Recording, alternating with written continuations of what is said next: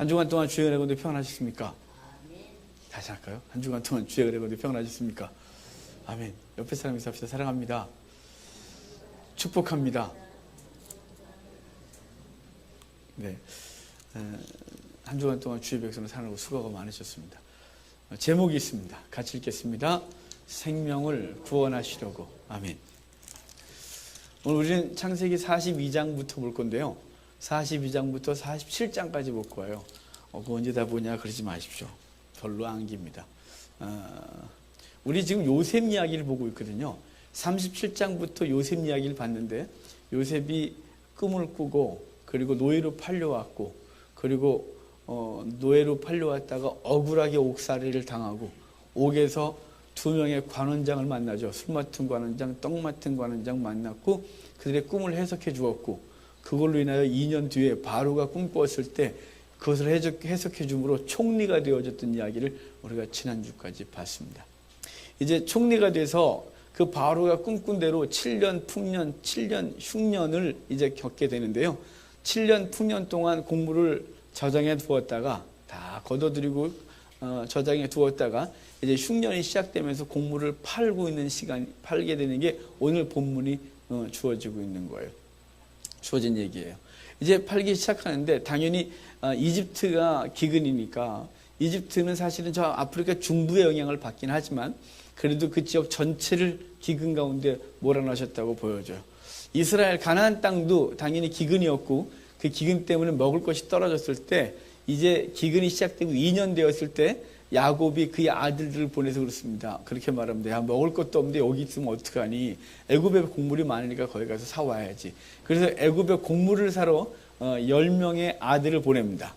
야곱의 12아들이 있죠. 12아들 중에 한 명은 집에 지금 잡혀있고 잡혀있는 게 아니고 노예로 끌려와 있고 아버지가 생각하기에 죽은 거죠. 형들도 죽었다고 생각했고 그리고 이제 한 명 베냐민 막내 동생은 아버지가 허락을 안 하고 집에 딱 데리고 있고 10명만 보내요. 왜냐하면 사랑하는 아내 라헬의 아들 2명 있었죠. 요셉하고 베냐민. 그 중에 한 명 죽었다고 생각했고 하나밖에 안 남았는데 얘까지 죽으면 큰일 나니까 10형제만 보내고 베냐민을 집에 두었습니다. 이제 그들이 곡물을 사러 왔는데 곡물 사러 왔을 때 요셉은 그들을 알아보고 그들은 감히 요셉을 알아볼 수가 없는 거죠. 왜냐하면 요셉이 17살에 끌려왔거든요. 17살에 끌려와서 30살에 총리가 되었고 7년 풍년 그리고 2년 때니까 39살 정도 됐어요. 그러니까 22년 정도 지난 시점이니까 요셉을 못 알아볼 만하죠. 거기다가 노예로 팔았으니까 걔가 저 바닥 인생을 살거나 죽었다고 생각했지 저 높은 곳에 계실 줄은 형제들은 상상을 할 수가 없는 거죠. 하지만 요셉은 그 형들이 올 거를 알고 있었어요. 왜냐하면 그 땅이 기근이고 당연히 곡물을 사러 올 것인데 그 형들이 언젠간 올 거라고 생각하고 있었는데 그 형들이 왔습니다. 그 형들이 와서 절하고 그럴 때 근데 그 형들을 보면서 요셉이 생각하는 게 있어요. 자, 42장 좀 볼까요? 42장 9절입니다. 42장 9절 보셨어요? 9절을 같이 읽겠습니다. 요셉이 그들에게 대하여 꾼 꿈을 생각하고 그들에게 이르되 너희는 정탐꾼들이라 이 나라의 틈을 엿보려고 왔느니라. 아멘. 지금 요셉이 뭐라 그러냐면 요셉이 뭘 생각했냐면 꿈을 먼저 생각했대요. 꾼 꿈. 요셉이 발음이 이렇게. 꿈이 뭔지 기억하시죠? 2개의 꿈을 꿨어요. 하나는 11개의 곡식단이 자기 곡식단을 향해 둘러서서 절하는 꿈. 그리고 그 다음 꿈은 해와 달과 11별이 절하는 꿈. 이 꿈을 꿨었어요. 지금 요셉이 그 꿈을 기억하고 지금 형제들이 왔는데 그 꿈을 기억했대요. 그런데 그 꿈을 기억하며 봤는데 10명만 와 있는 거예요. 곡식단 하나가 없어요. 11개가 절해야 되잖아요. 그래서 지금 꿈을 생각하고 봤는데 10개예요. 그래서 지금 어떤 게 없는 거예요. 동생 곡식단은 없는 거예요. 베냐민은 없는 거죠. 그래서 요셉이 이제 그들을 향하여 너네 정탐꾼이지 이렇게 말하는 거예요. 아니 이들이 이집트에 와갖고 뭐 여기저기 들리면서 어디에 군사시설이 있고 이런 거 보고 온 적 없어요. 근데 지금 요셉이 왜 정탐꾼이라고 하냐면 시비를 걸어갖고 그 막내 동생 이야기를 좀 물어야 되겠는데 이렇게 할 수는 없잖아요. 야, 너네 막내는 왜 안 왔니? 그러면 너무 이상하잖아요. 그러니까 그렇게 물을 수는 없고, 또 물어서 대답을 준다고 해서 믿을 수도 없고, 정탐꾼이라고 누명을 씌우고, 그리고 그들이 막 난리가 났어요. 아니라고, 우리는 한 아버지의 12아들이라고. 근데 12아들인데 하나는 예전에 사라졌고 없어졌고, 하나는 자기들이 죽였다는 얘기는 안 해요. 하나는 없어졌고 하나는 지금 집에 있습니다. 우리는 진실한 사람들이라서 우리는 절대 거짓말 안 합니다. 우리는 아닙니다 라고 말해도 요셉이 믿지 않고 그들을 다 감옥에 쳐넣어요. 그리고 쳐넣은 다음에 한 사람만 집에 가서 그 막내란에 데리고 와야 내가 믿겠다 이렇게 말하고 감옥에 넣어놨는데 3일 동안 넣어놨다가 10명을 다 넣어놨었어요. 넣어놨다가 3일 만에 다시 끄집어내고, 아니 야 뭐 10명 다 있고 뭐 있겠니, 한 명만 있고 9명은 가래요. 그런데 그렇게 하고 나니까 그 형제들이 뭐라고 하냐면, 봐봐 막 이렇게 이제 자기들끼리 얘기를 하는 거예요. 우리가 그때 나쁜 짓을 해갖고 벌을 받는 거야. 그때 요셉을 죽이지 말았어야 되는데 그 벌을 받는 거야. 우리가 그 핏값을 받는 거라고 막 이러는 거죠. 야, 너가 그랬잖아. 너 그러지 말라 그랬지. 아, 형이 그러지 말라 그랬는데 이러면서 막 얘기를 하는데, 여기 보면 이래요. 요셉과 그들 사이에 그 통역을 뒀었는데, 왜냐면 그 이집트 말로 했거든요. 근데 이 사람들이 통역을 두고 했으니까 당연히 저 총리가 자기들 히브리 말을 못 알아들을 줄 알았는데, 요셉이 히브리 사람이잖아요. 그걸 다 들었어요. 원래 요셉은요, 자기가 어떤 상황 속에서 여기 끌려왔는지를 자세한 걸 몰랐어요. 그럼 요셉 입장에서 생각해보면, 요셉은 아버지의 심부름으로 형들에게 갔다가, 형들 잘 있었죠? 샬롬 샬롬 막 이랬었는데 갑자기 형들이 뭔 샬롬이니? 그걸 잡아갖고 웅덩이에 던져버렸었거든요. 그런데 웅덩이에서 죽을 것 같았는데 살려달라고 막 소리 질렀는데 갑자기 형들이 끄집어 올리더니 노예로 팔아버렸어요. 앞뒤 상황을 하나도 몰랐어요. 그런데 지금 형들이 앞뒤 얘기를 다 하고 있는 거죠. 누가 이걸 주도했으며 누가 말렸으며 막 이게 다 들었어요. 그러고 나서 요셉이 10명 중에 한 사람을 지목해서 감옥에 가둬요. 그 사람이 시므온이에요. 시므온은 아주 거칠기로 유명하거든요. 12아들 중에. 그래서 예전에 세겜성에서 시므온과 레위가 칼질을 했었고, 이번에도 시므온이 주도를 했었대요.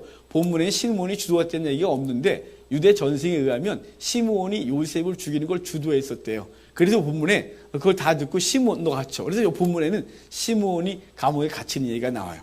그러고 나서 9명은 집에 보내거든요. 그들이 자기들의 죄가 생각난 거죠. 편안하게 살다. 편안했을까요? 동생이 죽고 편안했을까요? 그게 마음이 불안했었지만 그래도 불안한 평강이 유지되다가 지금 이 상황이 딱 벌어지니까 우리가 잘못했어 라고 생각했단 말이에요. 그들이 가는데 이제 배가 고파서 밥을 좀 해먹으려고 자루를 열었더니 그 자루 아구마다 자기들이 가져간 돈이 다 있는 거예요. 얼마나 끔찍했겠어요. 자기들이 돌아가야 되는데 지금 돈까지 갖고 와 있잖아요. 집에 가서 아버지한테 얘기를 하니까 아버지가 난리가 났어요. 왜냐면 조건이 뭐냐면 그 베냐민을 데려가는 거였잖아요. 요새 야곱이 왜 그 짓을 했냐 그러니까 우리 말하고 싶지 않았는데 어쩌다 보니까 그 얘기 다 했는데 우리가 알고 얘기한 게 아니다 이 말이죠. 그래서 동생 데려오라 그랬고, 그리고 시간이 지났어요.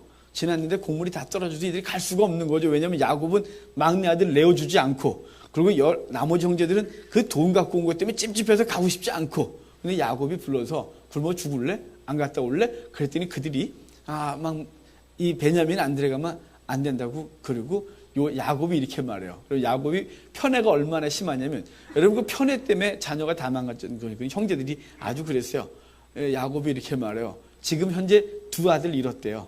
지금 10밖에 안 남았는데 이러면 되겠네요. 그러면서 그 다음에 하는 말이 뭐냐면, 지금 아들 하나 남았는데 걔까지 죽이겠네요. 그래서 지금 여기 레아와 여종 둘 사이에서 난 10명의 아들은 자식이 아닌 거예요. 오직 2명만 지 자식이래요. 베냐민과 요셉. 그러니 그 얘기를 듣는 자녀들 입장에서는 얼마나 열받겠어요. 그럼 입장 바꿔보세요. 여러분이 10명의 자녀고 제가 요셉 할게요. 우리 이 집사님이 베냐민하고, 근데 우리 둘만 자식 취급하고 다 자식 취급 안 하면서 니들이 내 자식을 죽이려고 그래? 이러면 기분 확 상하잖아요. 그럼에도 불구하고 하여간 요셉은 그러는데 야곱이 그러고 있는데 뭐 어찌됐거나 굶어 죽을 수는 없으니까 야곱이 베냐민을 죽으면 죽겠다. 죽이면 죽겠지 뭐. 그리고 내어 보내줘요. 그리고 온갖 예물을 가지고 보내는데 이제 그 예물들을 가지고 요셉에게 오게 됩니다. 근데 요셉이 보니까 그 베냐민이 왔잖아요. 베냐민이 온 걸 보고 가서 엉엉 울고 동생 봤어요. 엉엉 울고 이제 자기의 뜰로 모셔서 음식을 배설하는데 음식을 먹이려고 앉히는데 순서대로 앉히는 거죠. 그러면 역시 이스라엘 사람들, 이 열 형제들 입장에 생각해 보면 역시 애굽의 총리가 신에 아주 능통하고 점 잘 친다 그러더니 우리 순서 아는 거 봐. 그러는 거죠. 당신 여기 11명을 쫙 순서대로 앉히는 거예요. 거기다가 베냐민에게는 음식을 5배를 줬대요. 이걸 먹으라고 준 건지. 하여간 이만큼 싸놨어요, 앞에다가. 그래서 베냐민 거 다 먹었을걸요? 거기서 안 먹으면 죽을 것 같은 분위기 있잖아요. 저희 군대를 갔더니 저희 자리에는 매일 저녁마다 컵라면하고 계란을 하나씩 나왔어요. 다들 부러워하겠지만 매일 먹으면 죽을 것 같아요. 근데 훈련소에서 라면 한 번도 못 먹어보다가 자대 딱 갔더니 저녁마다 컵라면 하나, 계란 하나가 딱 나오는 거예요. 자기 전에. 사육을 하는 것처럼요. 그런데 고참들이 매일 먹으면 맛있겠어요. 근데 막내 들어오면 고참들이 컵라면 물 다 분 다음에 밑으로 쫙 보내요. 야, 막내야 많이 먹어라. 그리고 먹는데요. 이게 한두 개래야죠. 근데 건더기만 막 먹다가 그러면 이래요 또. 국물도 마셔야지. 나쁘죠. 한 일주일을 그렇게 해놓고 나머지 작게 먹는데요. 일부러 괴롭히려고 요셉이 이 베냐민이 지금 자기 앞에 있는 걸 먹어야 되겠다 싶어서 먹었을 것 같아요. 여러분이 약간 좀 피곤해 보여서. 하여간 베냐민에게 5배를 주고 이제 그 자기 동생 베냐민을 특별히 생각하고 이제 그들에게 다시 곡물을 주고 그들을 보내는데요. 요셉이 여기서 못된 짓을 또 해요. 괴롭힐 일을. 그 베냐민의 자료에다가 자기 점치는 은잔을 집어넣고 보냈거든요. 그리고 어느 정도 갔을 때 추격대를 보내서 이제 이렇게 말해요. 이 나쁜 놈들아, 아니 은혜를 그래 역으로 갚어? 우리 주인님의 은잔을 가져가? 우리 주인님이 얼마나 점 잘 치는지 몰라? 너네가 훔쳐갔잖아. 그랬더니 이 야곱의 아들들이 이렇게 말해요. 우리 그런 사람이 아니래요. 우리 다 정직하대요. 그러면서 만약에 여기서 이 중에서 은잔이 나오면 그 은잔이 나온 사람은 죽을 것이고 우리들은 노예가 되겠다고 아주 당당하게 말해요. 왜 자기들이 안 했으니까요. 그런데 알았다고. 그러면서 이렇게 말해요. 아니 다 필요 없고 그 사람만 노예가 될 거야. 그래놓고 딱 베냐민의 잔을 열었는데 베냐민의 잔에서 은잔이 나오는 거죠. 여러분 이들이 옷을 찢거든요. 여러분 옷 찢는 장면 한번 보실래요? 44장 많이 왔죠? 43장 13절이에요. 같이 읽겠습니다. 그들이 옷을 찢고 각기 짐을 나귀에 싣고 성으로 돌아가니라. 여러분 유대인들이 옷을 찢을 때는 극심한 슬픔이나 고통 그리고 하나님의 이름 모욕을 받을 때 이럴 때 옷을 찢어요. 나중에요. 유대인들이 예수님 보면 그들이 옷을 찢었다 막 이러잖아요. 그 옷을 찢으면 그 비싼 옷을 맨날 찢으면 그렇지 않겠어요? 그리고 그들이 그 다음에 그렇게 안 하고 여기다가 찢는 자리를 만들었어요. 마치 우리 자크 다라는 것처럼. 그래서 푹 하면 나중에 아주 그랬죠. 근데 여기 옷을 찢는데 여러분이 옷 찢은 걸 옷을 언제 찢었냐면 약 22년 전에 그의 아버지가 찢었었어요.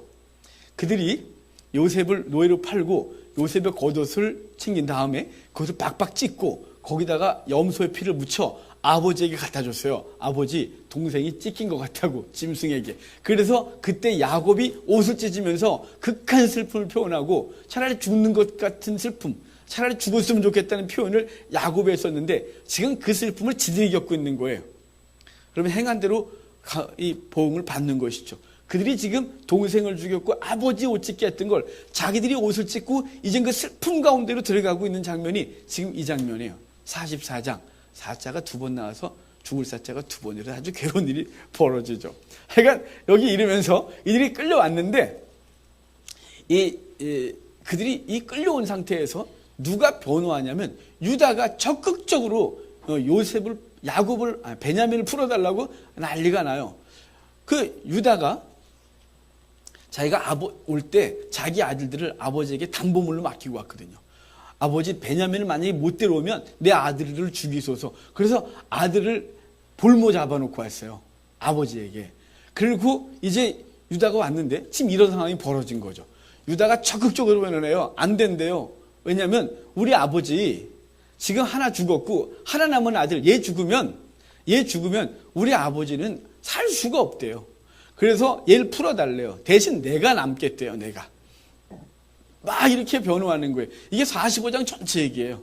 그러고 났더니 요셉이 자기를 밝히고 형 접니다 라고 해서 화해하는 장면이 있어요. 유다가 왜 이렇게 그랬을까요? 아들 볼모 잡혔기 때문에 설마 야곱이 그 손자를 야 네 아버지가 약속을 하겠다 죽여야겠다 그 손자를 죽이겠어요? 그럴 거 아니죠. 유다가 이렇게 적극적으로 중보하는 이유는 유다만 자기 가슴에 두 아들을 묻었어요. 자, 39장 이야기 기억하세요? 유다가 세 아들이 있었어요. 엘, 오난, 셀라라고. 그런데 그 엘이 결혼하면서 며느리가 들어오죠. 다말아 먹는 여자. 그 다말이 들어오면서 엘이 죽으니까 오난이 형수에게 들어가 형의 계보를 잊겠다고 들어갔다가 땅의 사정함으로 죽어요. 그래서 두 아들을 가슴에 묻었단 말이죠. 유다가. 여러분, 유다가 가슴에 두 아들을 묻었었기 때문에 그 아픔이 절대로 잊혀지질 않는 거예요. 여러분, 자녀를 가슴에 묻으면 죽는 날까지 잊을 수가 없는 거죠. 순간순간 그 슬픔 앞에 어쩔 수 없고 인생을 살기가 버거운 거란 말이죠. 저희 고향 친구하고 30년 만에 통화를 했는데요. 너 왜 이렇게 연락이 안 됐니? 그러니까 숨어 살았대요. 그래서 왜? 그랬더니 첫 아이가 사고로 죽었다는 거예요. 사고로 죽고 나서 살기 싫어서 그냥 사람들과 관계를 팍 끊고 10여 년 이상을 그냥 숨어 살았대요. 정신병원만 왔다 갔다 하고 약을 먹고. 그러다가 그래도 자기 애들이 크고 있는데 이러면 안 되겠더래요.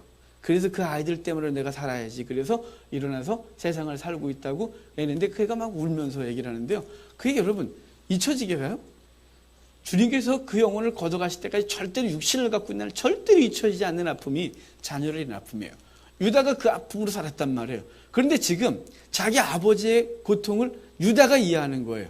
그래서 자기는 며느리 다말과 관계 속에서 그 두 아들을 대신하여 다시 베레스와 세레라는 아들을 낳고 그 아이들의 재롱을 보면서 그래도 위로받고 살았는데 야곱은 요셉이 예전에 20여 년 전에 사라졌고 그리고 지금 남은 아들 하나 우리 10명은 자식 취급도 안 하시고 베냐민 하나밖에 아들 취급 안 하는데 그 베냐민까지 죽으면 우리 아버지 죽는다 이 말이에요. 그래서 아버지의 슬픔을 대신하여 유다가 적극적으로 변호하는 거예요. 안 된다고. 차라리 날 죽이라고. 유다만 이해하는 거예요. 나머지 아들은 아버지의 아픔을 이해할 수가 없어요. 아버지가 미워하니까 그냥 우리 미워하는 우리 아버지 그냥 계속 아파라. 뭐 이런 식으로 하면 유다는 절대로 그럴 수가 없는 거예요. 유다만 중보하는 거예요. 여러분, 예수 그리스도가 저와 여러분을 중보하세요. 하나님 보좌 우편에서 아니라고 내가 죄를 위해 죽었다고 안 된다고 이렇게 해요. 그 사단이 우리를 참소할 때 아니라고 그분이 우리를 이해하시는 거예요. 제가 그럴 수밖에 없는 거 아시냐고.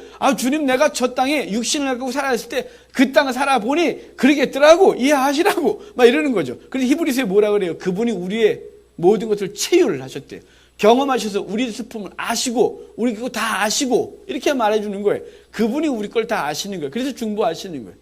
여러분, 유다의 이 아픔은 결국은 이 둘과의 관계 속에서 화목케 하는 직분을 감당하는 거예요. 요셉과 나머지 형제들과의 관계가 깨어졌던 걸 누가 화목시키냐면 유다가 화목시키는 거예요. 왜냐하면 그 아픔의 경험이요. 여러분, 그러니까 여러분에게 있는 삶의 어려움들, 고난은 이유가 있는 거예요. 사명인 거예요, 그거. 그래서 아픔은 사명이다. 저는 이렇게 정의하거든요. 상처는 사명인 거예요. 고통은 사명인 거예요. 왜냐하면 그 고통을 누구만 이해할까요? 본인만 알아요. 본인만. 10형제 중에 유다만 알고 있는 거예요. 유다만 아버지의 고통을 이해하여 그 사이에서 중보하고 차라리 자기를 죽이라고 해서 관계가 깨어졌던 형제들의 관계를 확 회복시키는 것이 유다의 사명이란 말이에요. 여러분, 인생을 살면서요, 오늘 왜 이러는지 모를 때가 많잖아요. 여러분, 이 다음 장면 보면 요셉이 형들과 화해하면서 그 형들이 두려워 떠니까. 형들은 왜 두려워 떨까요? 요셉을 팔았는데 그가 높은 자리에 있고 자기들은 바닥에 있는 거예요. 죽을 준비도 이제 죽을지도 모르겠다 생각할 때 요셉이 이렇게 말해요. 우리가 읽은 본문, 두려워하지 마소서. 나를 형들이 판 게 아니라 하나님 나를 먼저 보내셨나이다. 왜요? 생명을 건지시려고 나를 먼저 보내셨나이다. 이렇게 말하고 있는 거예요. 여러분, 우리의 삶 속에서 이유 없는 아픔들, 고통들이 있어요. 희한하게도 요셉 얘기 속에선 요셉이 37장에 그 사건 이후로 지금까지 단 한 번도 원망하거나 불평하거나 왜 그러세요라고 물은 적이 없다는 거 아십니까? 17살 때까지 왕자처럼 살다가 노예로 끌려왔는데 왜 이러나요? 그러본 적 없습니다. 누명을 쓰고 감옥에 갇혔는데 왜 이런가요? 그러본 적 없습니다. 그 술 맡은 관원장이 나가고 2년 동안 공백이 있음에도 불구하고 그가 불평한 적이 없습니다. 여기 요셉은 하나도 없습니다. 요셉이 아까 그랬잖아요. 꿈을 기억하세요? 꿈을 기억하고, 요셉은 평생 뭘 기억하고 살았다고요? 꿈. 주님께서 자기에게 어떻게 하실지를, 형들이 절하게 하고 해와 달과 별들이 자기에게 절할 것을 기억하면서 그 꿈을 기억하며 살았어요. 그래서 그 시간들 동안에서 원망하고 불평하기보다는 하나님이 어떻게 일을 이루실까를 기대하다가 형들을 만났을 때 이렇게 말하는 거예요. 그건 다 지금 이때를 위함이라고, 생명을 건지려고 날 먼저 보냈나이다, 이렇게 말하고 있는 거예요. 여러분, 인생에서 왜 이러냐고 자꾸 따지지 마세요. 답 안 나와요. 저한테 가끔 묻거든요. 목사님 왜 이러냐고. 저도 몰라요. 제가 하나님이에요. 알게. 저도 제 인생을 모르는데 왜 갑자기 이런 일이 벌어졌는지 몰라요. 제가요, 어릴 때 하나님 앞에 얼마나 따졌는 줄 아세요? 제가 벽을 머리로 어마어마하게 많이 받았어요. 저 원래 더 공부를 잘했을 텐데 내 수표로 올 때 많이 주겠어요. 왜 그러냐고. 얼마나 답답한지요. 제 인생을 왜 그렇게 꼬였냐고 막 그랬어요. 초등학생 때부터요. 주먹으로 벽을 치고 주먹에서 피가 좀 나야 괜찮았어요. 왜 살아야 되는지 몰랐어요. 너무 고통스럽고. 자살 기도를 수도 없이 하고 살아야 될 이유를 몰랐어요. 왜 그러냐고. 왜 내 인생은 그러냐고. 내 친구도 보면 저렇게 잘 살아가는데, 쟤는 제 친구 저렇게 행복한데, 쟤네 집은 다 천국 같은데 왜 우리는 이렇게 지옥같이 살아야 되냐고 막 따졌어요. 몰라요. 신학생 때 하도 굶어서 하반신 마비였어요. 왜 그러냐고. 신학번 했으면 하나님 열어주셔야지. 왜 이러나 고통 주냐고. 답이 없으세요, 그분이. 그럴 땐 항상 답을 안 주세요. 왜냐면 답을 줘봐야 이해 안 되고, 설명해봐야 알아들을 수도 없고. 언제 나냐면요, 하나님이 그 일을 이루실 때 알아요. 요셉이 지금 형들이 무릎 꿇는 걸 보고 그때 이렇게 말하는 거예요. 하나님께서 나를 당신들보다 먼저 보내셨다고 하는 이유는 뭐냐면, 당신들의 생명을, 열방의 생명을 건지고자 하나님이 나를 먼저 보내셨나이다, 이렇게 말씀하고 있는 거예요. 여러분, 하나님께서 여러분에게 주신 삶의 자리들을 왜 그러냐고 따지고 그러지 마세요. 답 없잖아요. 답이 나오든가요. 이유 모르잖아요. 그냥 묵묵하게 그 삶의 자리에서 하나님 바라보고, 하나님께서 말씀을 통해 약속하신 그것들을 기대하고, 그리고 나를 통하여 하실 일에 대하여 묵묵하게 감당하는 자들이 되어야 되겠죠. 주님께서 이 땅에 오셔서 우리의 생명을 건지신 것처럼. 그래서 사도행전에 뭐라 그랬어요? 생명 얻을 다른 힘을 주신 적이 없대요. 구원 얻을 다른 힘을 주신 적이 없고 오직 예수 그리스도만 주셨대요. 그분이 이 땅에 오셔서 우리의 생명을 건지려고 그분이 오신 거죠. 낮고 천한 자리에, 가난한 삶의 자리에 소년 과정을 사시면서 그 3년 반 동안 머리를 꽃조차 없이 핍박과 박해를 받으면서 우리를 건지기 위해 사셨다, 이 말이에요. 우리 이유 없는 건 하나도 없고요. 하나님이 무엇인가 해서 지금의 삶을 허락하신 거니까 묻기보다는 하나님 앞에서 말씀을 가지고 붙들고 오늘을 살아가는 우리가 되기를 바랍니다. 이제 이 형들과 화해하고 나서 요셉이 이제 바로에게 고하고, 바로가 그들에게 많은 걸 허락하세요. 그러면서 이제 아버지 모시고 오라고 마차를 보내주거든요. 자, 그 장면 볼까요? 자, 45장 19절 봅시다. 45장 19절 20절입니다. 같이 읽겠습니다. 이제 명령을 받았으니 이렇게 하라. 너희는 애굽 땅에서 수레를 가져다가 너희 자녀와 아내를 태우고 너희 아버지를 모셔오라. 또 너희의 기구를 아끼지 말라. 온 애굽 땅에 좋은 것이 너희 것임이니라. 지금 수레를 주면서 이거 가져가서 다 실어오래요. 너희 가족들을 다 데려오라고 명하는 거예요. 그러고 나서 하는 말이 뭐냐면, 거기 있는 거 하나도 갖고 오지 말고 다 버리래요. 여기 좋은 게 많대요. 여러분, 갑자기 여러분의 삶에 대박이 터졌다 칩시다. 그런 일이 벌어지길 간절히 축복하지만 잘 안 벌어지는 게 문제죠. 대박이 터졌어요. 그런데 지금 그래서 안에 100평짜리 집도 하나 사고, 마당 있는 걸 사세요, 이왕이면. 그래서 이제 이 집에서 저 집으로 옮겨야 되는데, 이사 갈 때 그때 너무 힘들었으니까 옆집이 버리고 한 장롱 주워다 놨고 식탁 갖다 놨고 이런 거 있다가 이것도 가져가야지. 그럴 사람이 있을까요? 그러지 마세요. 버리세요. 그때는 싹 버리고 거기 가서 새로 깨끗한 걸로 좋은 걸로 사셔요. 자, 지금 여기 무슨 얘기 할까요? 바로가 그러는 거예요. 거기 있는 거 갖고 오지 말아요. 다 버리고 여기 갖고 여기 와서 다 줄 테니까 버리고 오래요. 여러분, 우리가 저와 여러분들이 세상에서 구원함을 얻어 주의 백성 됐습니다. 그런데요, 우린 여전히 세상 것이 너무 좋아서 그거 자꾸 끼고 살아요. 그거에 집착하고 그것에 연연하고 그것이 최고라고 가치를 두고 사는 거죠. 여러분, 야고보서 이렇게 말씀했어요.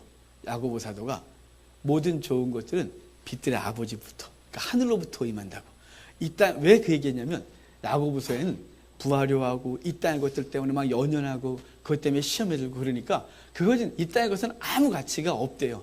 그것을 너무 추구하려고 하면 자꾸 시험에 끌려, 욕심에 끌려 죄를 짓고 시험에 빠진대요. 그러면 뭐로 하냐? 저리길 보래요.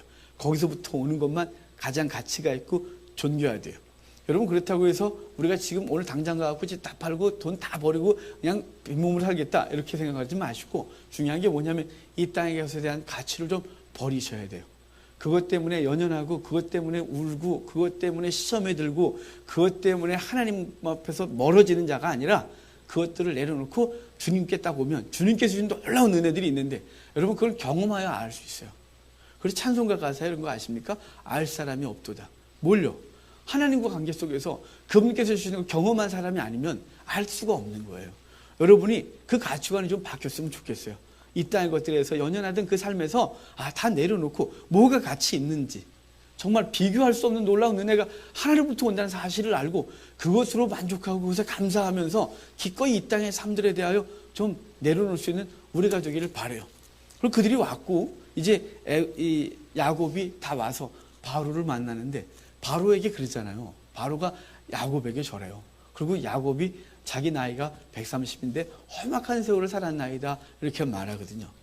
여러분, 근데 우리가 지난해도 야곱에 대한 얘기를 했지만 험악하지 않은 인생은 있을까요?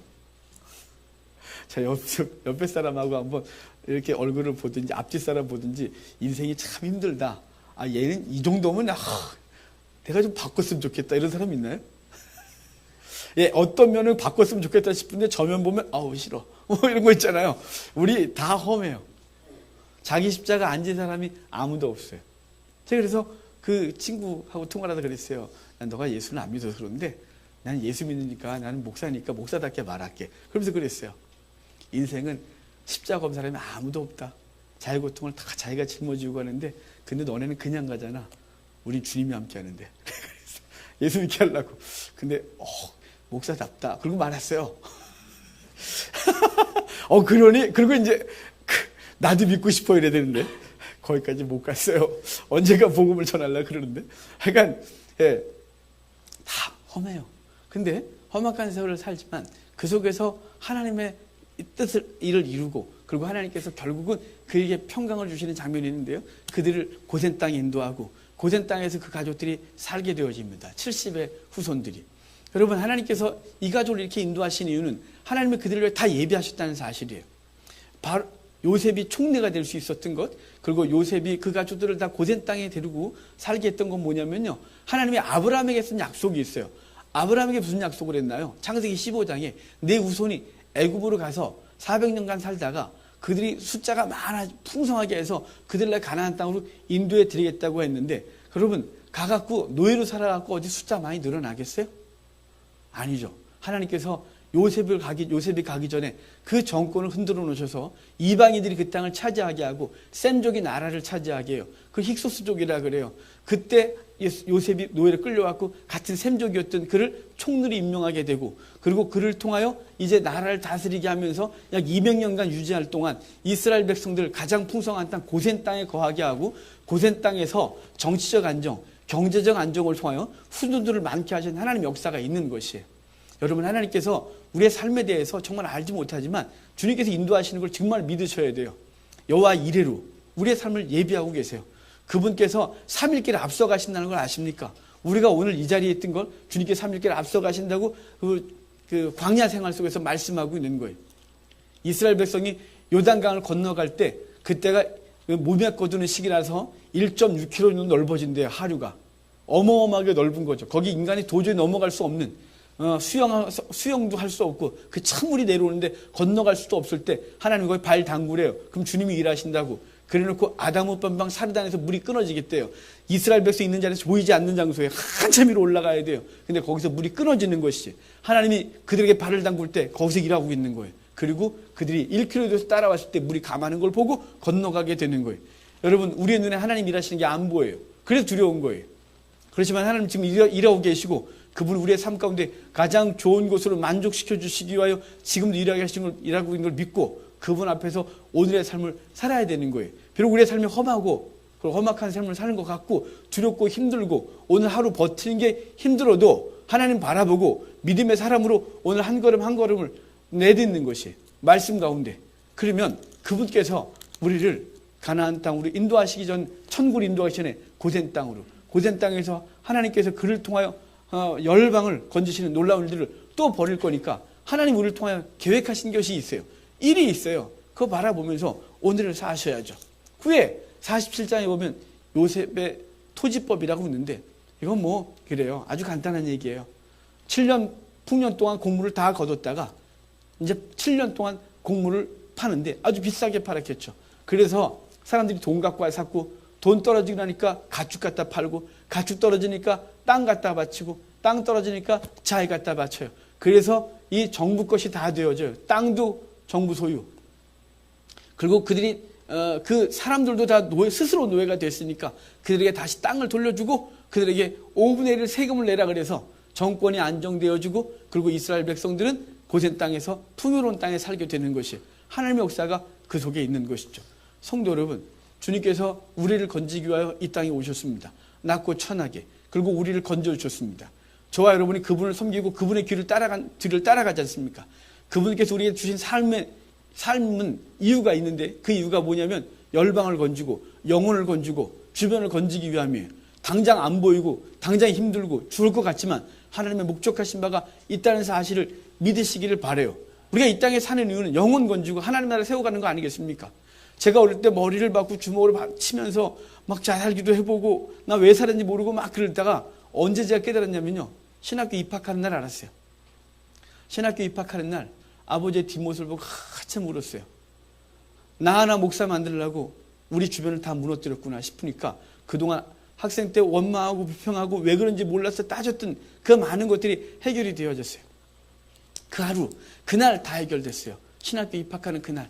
여러분, 하나님께서 우리를 향한 계획이 있으세요. 주님께서 그 일을 이루셨고 우리도 그 길을 따라서 그 일을 살아가고 있는 거예요. 오늘 삶에서 묻지 마요. 답 안 나오잖아요. 원망도 하지 마요. 한다고 해서 해결될 게 하나도 없어요. 그냥 묵묵하게 하나님 인도하심 따라 그 삶의 자리를 지키는 거예요. 뭘 붙들고요? 약속 붙들고. 요셉이 꿈을 기억했다 그랬잖아요. 그래서 그 꿈을 성취시켜요. 첫 번째는 아까 10명이 왔을 때는 아니고 베냐민을 데리고 왔을 때 그들이 절하거든요. 첫 번째 꿈 해결됐어요.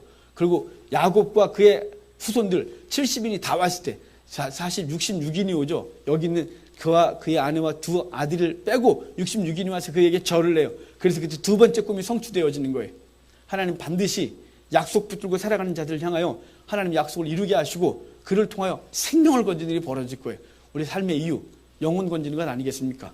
우리를 통하여 하나님께서 일을 하실 걸 믿으시고 오늘의 삶 속에서 하나님 바라보고 사는 우리가 되기를 주의 이름으로 축복합니다.